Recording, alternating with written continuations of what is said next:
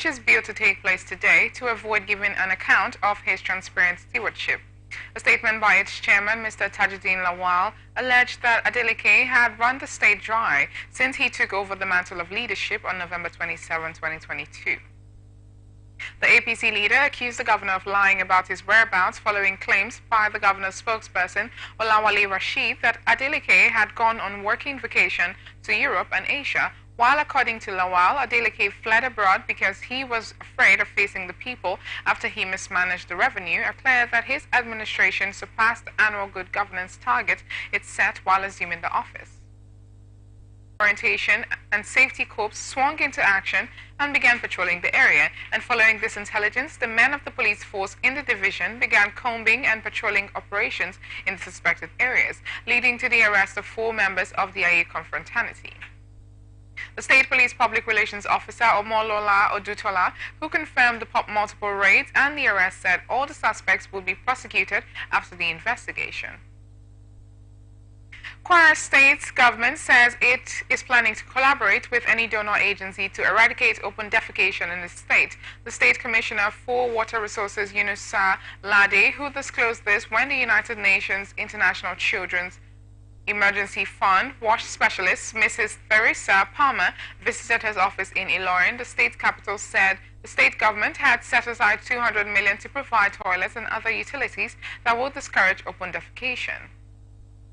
He also said lawmakers both at the state and federal levels had been engaged in the need to complement the efforts of the state government to eradicate open defecation, while the UNICEF WASH specialist from the Kaduna office, Mrs. Theresa Palmer, told the management of the Go local government area on the federal and state government to consider pensioners.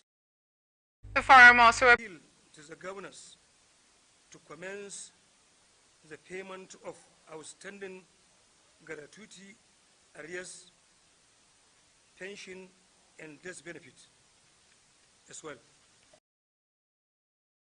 Bishop of Sokoto Catholic Diocese, Bishop Matthew Kuka, has decried the involvement of the judiciary in politics.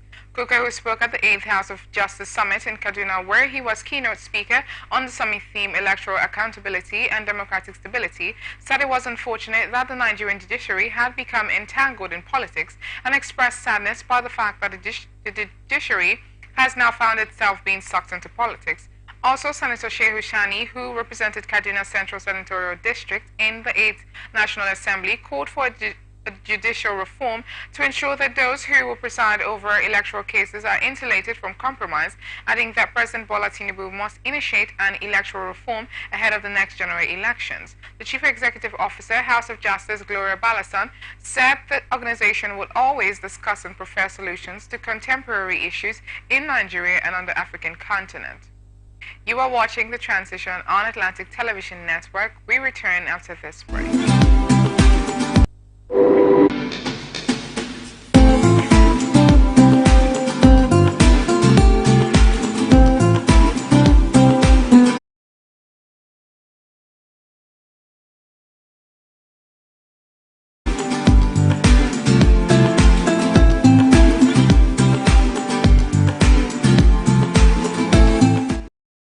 Welcome back.